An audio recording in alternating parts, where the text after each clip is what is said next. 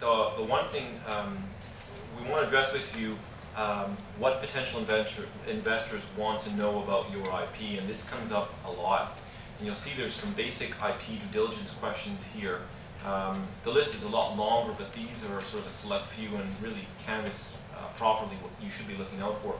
So what IP do you have? You really want to have an inventory of IP that when that question is asked of you by the potential investor, you know what trademarks you have, whether common law or what registrations you have, you know what software you're using, you know whether you have patents and what status the applications are, and whether you have anything that should be kept a trade secret or is being kept a trade secret, what policies you have in place. How important is your IP to your business? So is the patented process that you've got, is that key to your business, or is that peripheral to your business? Is your branding essential to the success of your business? Investors or potential investors are going to want to know that. How is your IP protected? Is it through registration? Did you protect it with a trade secret? Whatnot. Have you conducted any IP searches? And Kevin will quickly will speak to that a little later on. The next basic questions are, who owns the IP? And this we'll talk in a little more detail in the next coming slides. And then, is anyone using your IP without consent? So this is more of an infringement question here. And lastly, are you licensing in or out your IP? Basically, are you using someone else's IP under license, or are you licensing your IP to third parties, and if so, on what terms? And Mimi will be speaking to that in terms when she covers the licensing terms if we don't run out of time before then. So these topics I want to cover are different default ownership regimes for patents, copyrights, and trademarks, considerations in licensing, clearance searches, and IP enforcement. So on the patent side, how are patents owned? Well, you need to understand that all ownership rights in patents are derived through inventors. And inventors, there are very specific legal tests as to who is an inventor. An inventor is a person who has contributed to the invented concept. So basically conceived of the solution to the problem and assisted in its reduction to practice. So unlike in a technical brochure or a thesis where you would be sort of giving attributions left and right to your boss or to your mentor or to whatnot, inventorship isn't based on giving someone a place of honor. It's really based on this legal test of contribution to the inventive concept. This slide deals, I think it's very interesting, and it's a question that comes up a lot, actually, and it is basically the default regime for ownership of patents, both for employees and independent contractors. Surprisingly enough, if you contract with an independent service provider, and you ask him, for instance, to develop software for you, you'd be surprised to know that in the absence of an agreement, he will actually own the IP rights in that software. So that can be a serious concern, particularly when you thought to yourself, well, I've just paid him X amount of money, I should be able to use this as a right. That's not the case. That's not going to be the case. So the express, unless there's an express agreement, an express agreement usually takes the form of some sort of written agreement. And then the implied agreement is basically something that the courts can imply from there, for instance, for custom or trade, if this is the way it's usually done, that the person who is contracting or engaging the independent contractor owns the invention, then the courts will imply that term. Employees, it's a similar scenario in that, again, in the absence of an express contract, the employee is going to own the inventions, even if, for instance, he used the resources and maybe even the tools of the employer, even if it was done during time at the company. But there's a little more protection for the employer in this case, in that if you are specifically hiring, for instance, an engineer, and you say, look, I'm hiring you for the purposes of developing this particular prototype X, Y, Z, then in that scenario, then the employer will own the invention. The next slide deals more with joint ownership. And this will arise in situations where there are multiple inventors, so each inventor owns an interest in the patent, or potentially an inventor decides, there's a sole inventor, and he decides to assign a portion of his interest to another party, and so that way you've now got two people who will, you have a joint interest in the patent. So the important thing to remember here is that different jurisdictions have different joint ownership regimes. And in Canada, you can sell your entire interest in a patent, but you cannot license or grant rights to a third party unless you obtain the consent of your co-owner. In the US, the rules are different. You can assign your entire interest, you can license on a non-exclusive basis to a third party without having to seek the co-owner's consent or have to account to him in any way. Oh, the other point just before I change the slides is that those were default regimes, and so the important thing to remember here is that you can, by entering into agreement, you can modify that regime and make sure that it doesn't apply to you. So you could stipulate in your contracts, you know, we are joint owners, and either of us will be able to license our rights to this invention without having to account to the other, or conversely, impose on them the restriction that neither of them can license without the consent of the other. Like it's how they are going to do it, percentage-wise in terms of commercial viable. Like I suppose if the two owners jointly invented something, okay, now both are interconnected with each other from the day first. How they are going to do this? Suppose if I'm the owner and I sell to him, and commercially how it's possible, like how percentage-wise or the license-wise? Because if one invention came together from the two people, right, then it's very interconnected with each other from the day. Right. So the issue there is it'll be difficult to tease out. Typically, when the patents are jointly owned, they're typically not owned on a. I mean, if there's two inventors, it's a 50-50. You're not going to be looking at the respective contributions of each party and say, well, I own 70%, you own 30%. Although technically, I guess that could be done. But you in most joint ownership situations where there's two people, it's usually you own 50, I own 50. You sell your 50% interest and you get whatever that is. And again, it goes back to valuation. You get an accounting firm to provide you a valuation of what the patent is worth. You sell that piece. That owner who then buys your piece will then either be able to, depending on what the regime is, the ownership joint regime is, will either be able to license with my consent or not.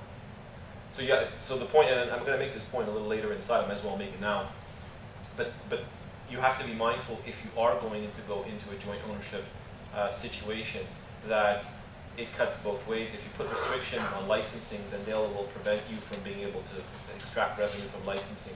And conversely, if you don't put restrictions on licensing, then maybe your joint owner, if he gets into a dispute with you, will go to your competitor and offer him a license into your technology. So there's a balance there, and you have to sort of have that in mind. US case is you can. Yes, in the US case you can have that and can be exactly sell it, and I don't know. Yeah, and you would. Canada, yes, you have to take the permission from the co-owner. So right. So, but the problem is that here, because IP can go into multiple jurisdictions, an invention can be patentable here, can be patentable in the US, can be patentable somewhere else. You have to keep these sort of considerations in mind. Cool.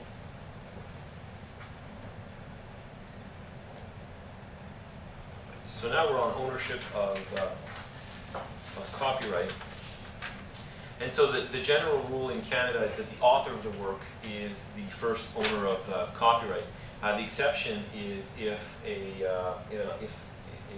that author is actually if the work is created by an employee and that employee does it during the scope of creates the work during the scope of their employment. In that case, the first owner of copyright will be the employer. As Kevin mentioned before, the assignment of copyright has to be in writing to be valid, and more rights can't be assigned. The case for independent contractors is that if there is no written assignment in favor of the person who engaged the contractor, then the independent contractor will own that. This is particularly relevant in the software context, right? So, Here in the U.S., I won't spend too much time on this. I thought this was pretty interesting because a lot of the times, you know, precedents will be used that are U.S.-based precedents. You may have heard of the term works made for hire doctrine. And so you can see there's some similarities between the Canadian case and the U.S. case in terms of who is going to be considered to be the owner of copyright. And in the case where it's one of your employees who is developing, who has created this work, the works made for hire will ensure that you, the employer, will own those rights. The more interesting question is, in terms of consultants, that's where number 2 applies. And you'll see that a work can be made, it can be considered to be made for hire if it's specially ordered or commissioned, and if there's a written agreement between the parties specifying that the work is work made for hire. What most people don't know, or what I guess a lot of practitioners don't know either, is that in order for that works made for hire doctrine to actually apply, your work has to fall within one of these recognized categories. And the categories are, it's got to be an atlas, it's got to be an answer, it's got to be a test or answers to a test, it's got to be part of a supplementary work that's part of a motion picture or audiovisual work. They're very, very discrete exceptions. So, you know, you have got to be careful of relying on this is a works made for hire, may not apply to a lot of the things that otherwise believe they would. And so co-ownership arises in, will arise where basically you have 2 people working, for instance, on a novel or on a technical paper, and you can't really figure out which one did what. A collective, this is to be contrasted with a collective work, which is more like, for instance, a collection of poems, and you've got, you know, Mimi's written a poem and Kevin's written a poem, and I decide to compile these and say, well, here's this wonderful work, literary work. Well, that is a collective work. Each of them own copyright in their own respective works, and then jointly, I guess maybe I would own copyright for the collective work, even if I've assembled it. But in any event, digress. Again, this theme of different implications in different jurisdictions. Here in Canada, you can't license the work to a third party, co-owned work to a third party unless you get the consent of the co-owners. In the US, you can, but you have to share the proceeds. You've got to have an accounting between you and your other co-owner. And again, you can override these defaults by just having an agreement to that effect. Then just a quick note on trademarks. You typically don't talk about joint ownership in the trademark context, quite simply because, as Mimi had mentioned in her presentation, trademarks serve as an indication of source, single source. And so if you have 2 owners of a single trademark, it may be confusing as to which source is the right source and the individual source.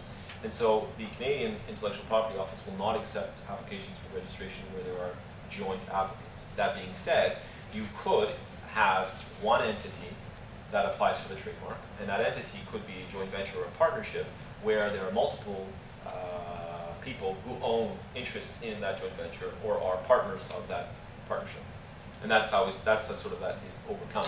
But there are risks in doing that, that you may ultimately, if there's a dissolution of that partnership or that joint venture, that ultimately you will lose the distinctiveness in the mark and you'll basically blow up your trademark rights. In the US, joint ownership of trademarks is possible. The USPTO will accept applications for registrations where they are made by more than one applicant. Okay, so things you want to look out for. You want to properly identify inventors because basically chain of title, basically the ownership rights flows from inventorship.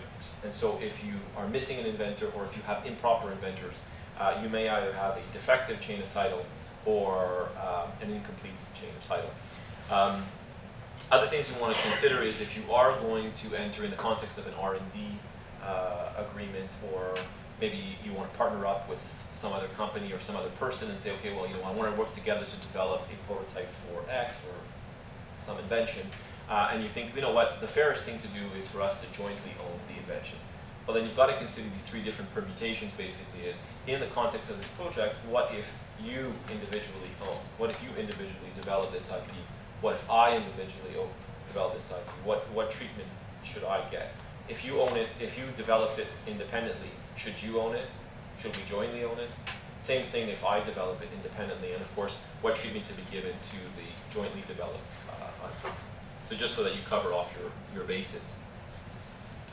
And then the next point I think we've hammered home, make sure that you customize your agreements to reflect what protection you need and what you're seeking to achieve in terms of restrictions or liberties with respect to exploitation of the IP.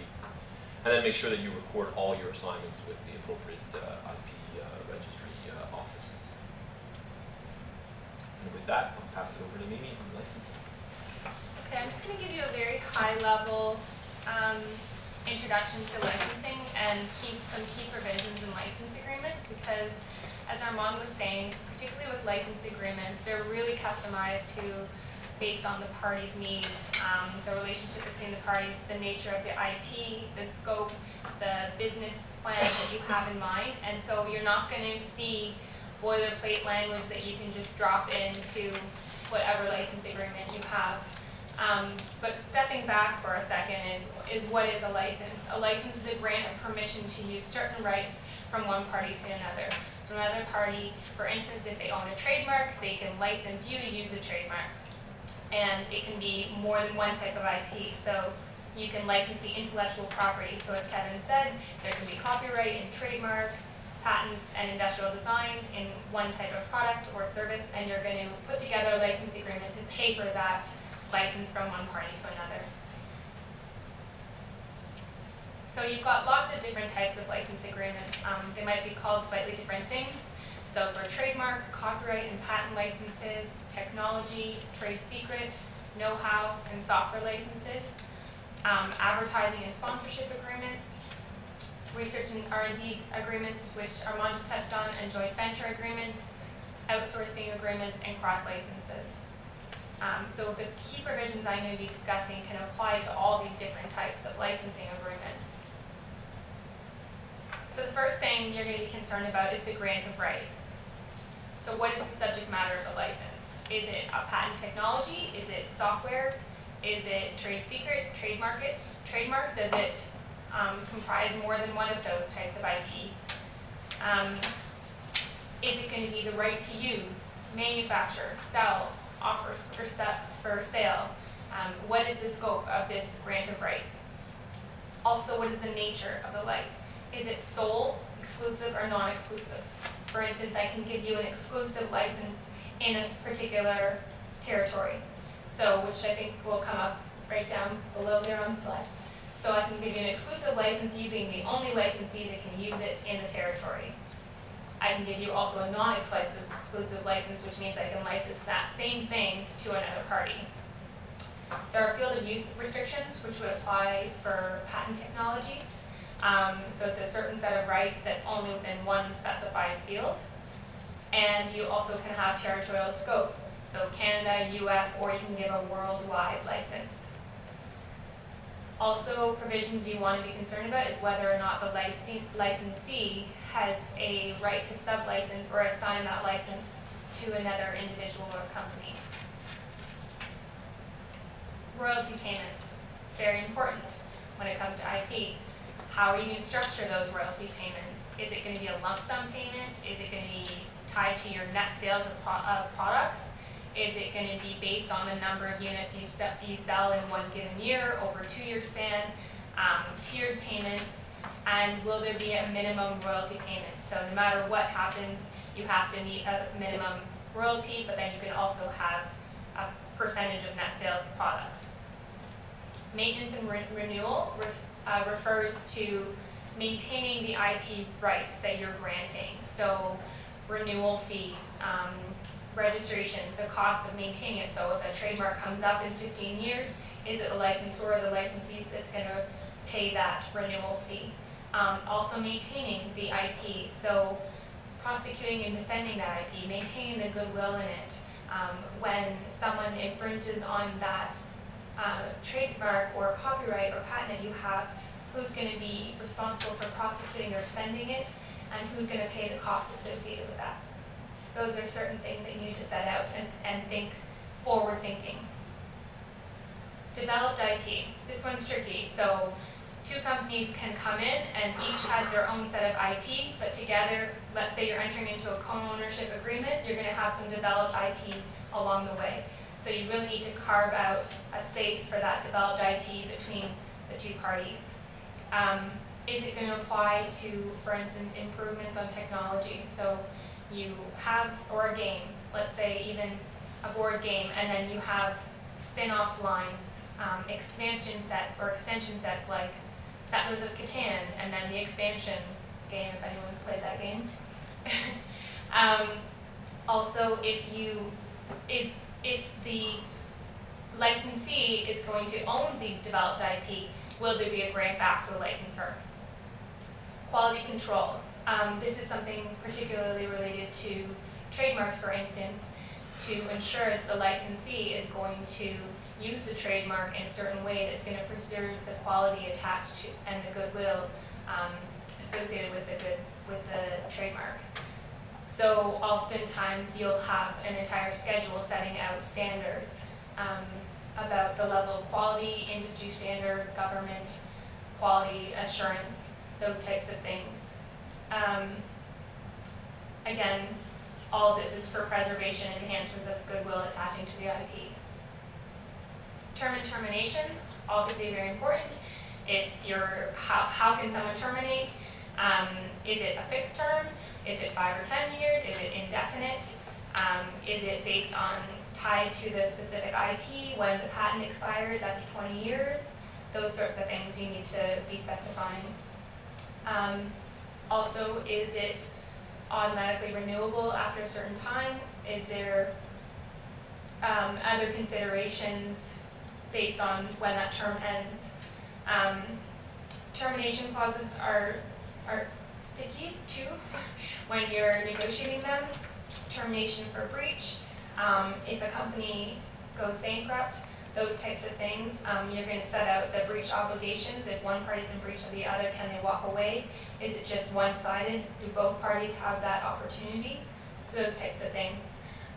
Post-termination is tricky too because you've exchanged confidential information. There's going to be a transition period, so will the licensee have to sell off inventory, for instance, that they have? You can't just think about when the agreement ends, you also have to think about after the agreement, what consequences there are and other obligations on behalf of the licensee or the licensor. And or indemnification. So will a licensor indemnify the licensee against infringement of IP rights of a third party?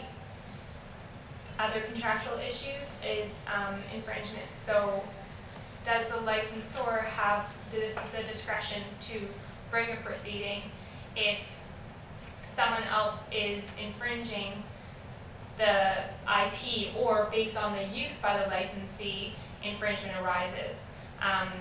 Those are types of things to give the licensor control, for instance, on bringing a proceeding and having the option to bring a proceeding. The governing law, is it going to be Ontario, federal? What types of laws are going to govern the agreement? So if you do go to court or someone's in breach, you know what laws you're working under. Usually a dispute resolution mechanism should be in there. Is it going to be subject to arbitration only? Sometimes that's to save costs of litigation so that it automatically will go into arbitration or mediation, and further assurances, things that both parties have to do, like provide documentation, records, those types of things. So, what to look out for? The more exclusive the grant of a license, the more valuable and the more greater its potential to generate revenue for the licensor. Because if you're giving an exclusive license to one individual in one territory, then you can also be not tying yourself to, for example, a non-exclusive license worldwide. So you're just licensing it that way. Also, you want to be really careful of vague or broad language, which you open yourself up and you end up granting more rights than you intend to. So this can also dilute the exclusive nature of the rights when you think you're giving an exclusive license to someone and you've forgotten to define the territory or the field of use or those sorts of restrictions. Some of the deficiencies that can often be found in agreements is as I said, boilerplate language. So just plopping in some of that terminology, not knowing why you're using it, and it's not tailored to your specific agreement that you had in mind. Lack of territorial restrictions, so that then you have a worldwide territorial scope, and when you want to use it in the UK and you thought you were getting it to someone in Canada, well, you didn't carve out that restriction. Again, ambiguity where there's undefined terms. Having a definition section is really key, so you can refer back to it and know what is the term, what does intellectual property mean, what does business day mean, who are the parties, those types of things.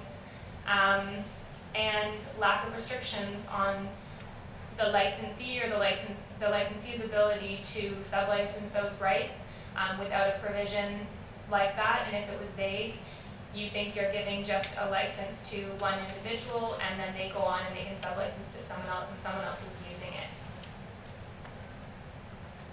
And that's it for licensing for now. So I'm sorry to do this to you. I'm going to keep talking. It's after 9. I'm going to talk quickly, hopefully, about clearance searches. And so those are searches. There's a few examples here that I'm going to talk in a little bit further depth about. So in the interest of time, I'll just introduce them. There's patent searches. That includes both patentability and freedom to operate searches. A couple things that you might follow up on from a freedom to operate search include an infringement analysis or a validity search or analysis. And then there's trademark searches. So as I said, I'm going to talk about each one of these in a little bit further detail. First of all, though, common misconception among some anyway is that the patent is, the misconception is that it is a license to manufacture, but the reality is that it's not. Neither is it a guarantee that you won't infringe somebody else's patent. So you should consider both conducting a patentability search to see if you can patent your invention, but also a freedom to operate search to see if you can practice it. That is, without running afoul of somebody else's patent. And if necessary or appropriate, you should follow up with an infringement or validity search and analysis. Now, there's an important limitation of patentability searches generally, and that has to do with this publication period, that it takes about 18 months after filing a patent application before it's actually published. So if you conduct a patentability search, you can find those ones that aren't published, and those so if I did a search today, I couldn't find anything that was filed more recently than about May 29th of 2011. Those ones could be an obstacle to me getting a patent. So in areas of rapidly advancing technology, sometimes a patentability search isn't as useful as we might like, especially in those areas of rapidly advancing technology. Now, that said, now moving on to the trademark clearance searches side of things, Mimi did touch on these, and they do include searches of the trademark register of domain names, business directories, and other common law sources. And these searches are all with a view to seeing if your trademark is capable of protection before you go and invest a whole bunch of money, time, marketing materials, start building up what you thought was goodwill in your trademark, only to have it all be pulled out from underneath you. So that's this lost investment type aspect that Mimi was talking about, and it's important to avoid that loss of money, brand recognition, and goodwill. Searches, what to look out for. So do those full clearance searches if you can to avoid that loss of investment. Be aware of the search limitations. Jurisdiction is something we've talked about a fair bit, and it applies to searches as well. When we conduct a search, typically it's jurisdiction specific. So if it's a patentability search, it might be okay just to search in the US because that's where most people file patent applications, and that's what you're going to be concerned about. Pending patent applications if you want to know whether you can obtain a patent. But on the other side of it, if you're thinking about where you want to be free to practice your invention, you're going to want to conduct jurisdiction-specific searches in each of those places, so that you can be sure you're not going to be hit with some sort of infringement action.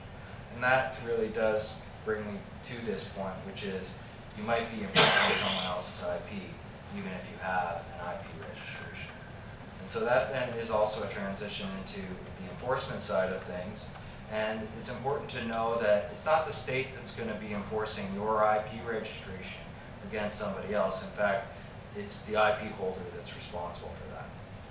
And the protections that are afforded to you by the state are enforceable in the courts. Now, often, an enforcement effort could involve an investigation. Hopefully, you'll do your homework at the front end to know who it is that may be infringing your IP. And then you'll probably make an initial contact with them.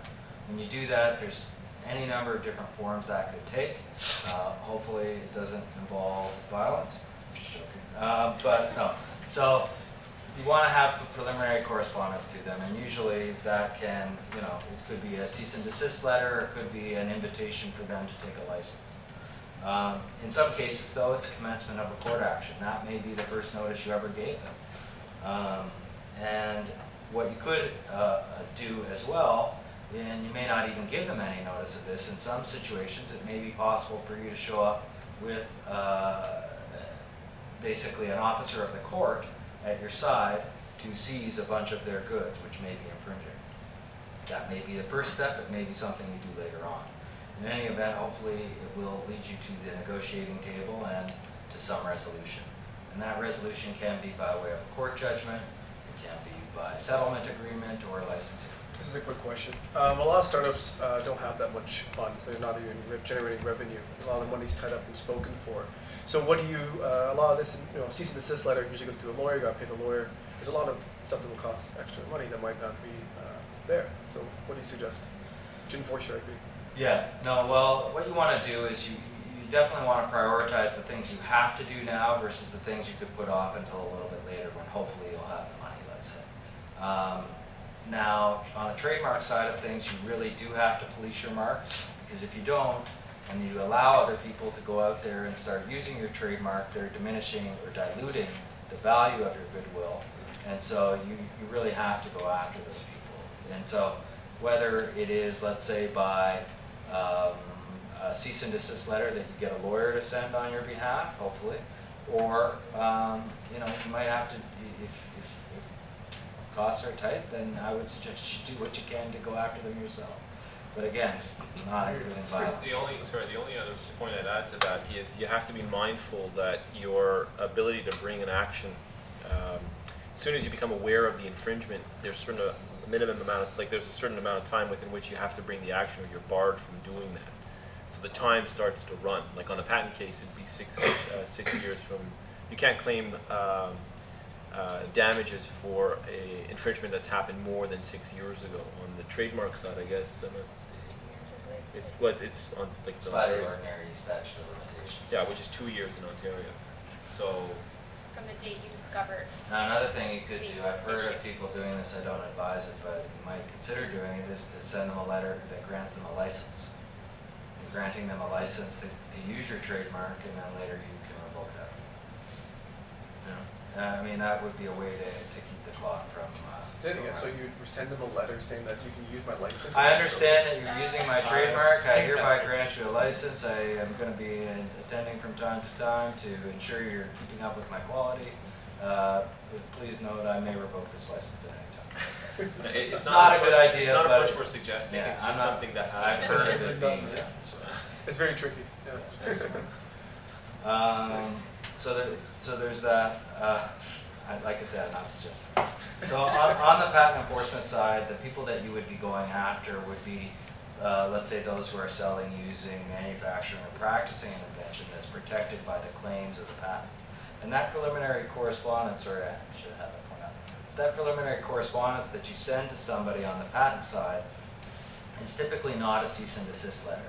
One of the problems on the patent side is that if you start saying to somebody, you're infringing my patent, and I might come after you for patent infringement, they could, independently of you, bring an action in the court of their choosing. And in the United States, it's a much bigger or larger number of courts that they could choose from.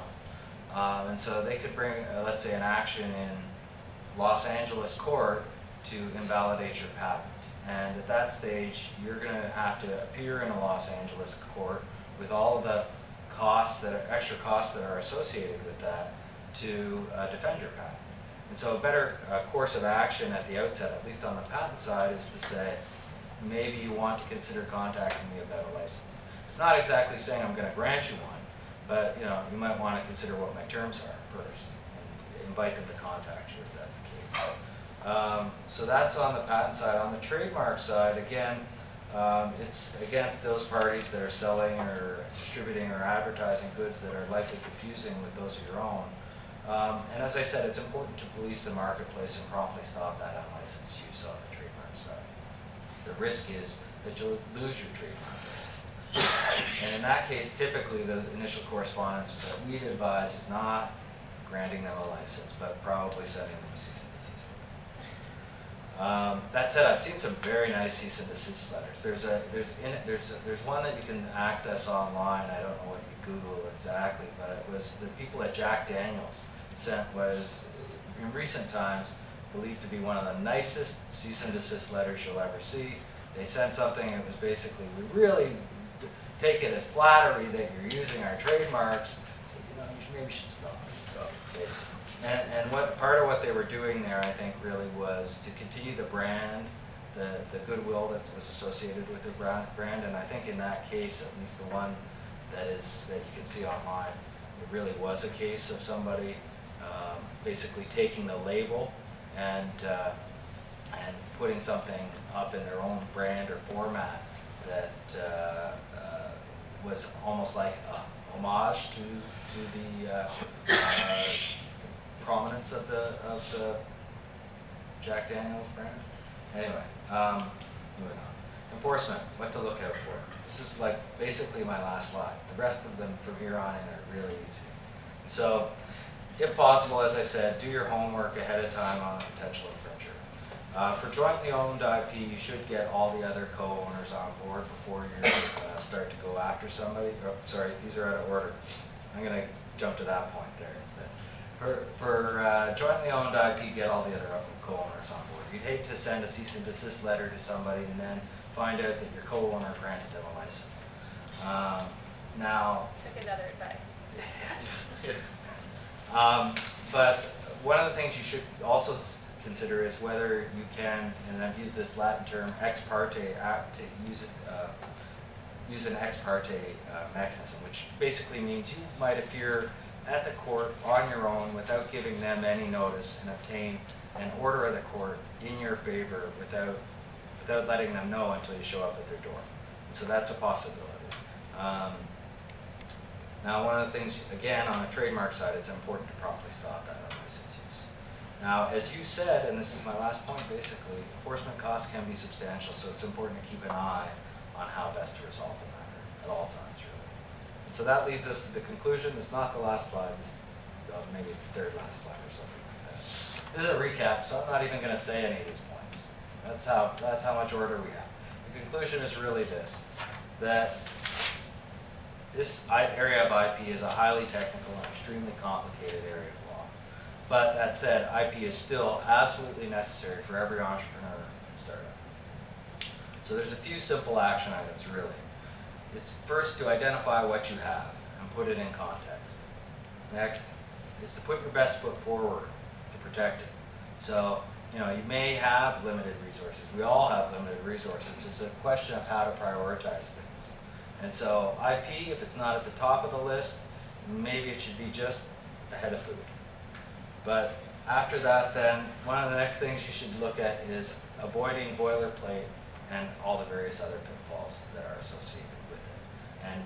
And there's other pitfalls that we've touched on as well. And last, a little bit of a shameless plug, retain good counsel. That's all I've got.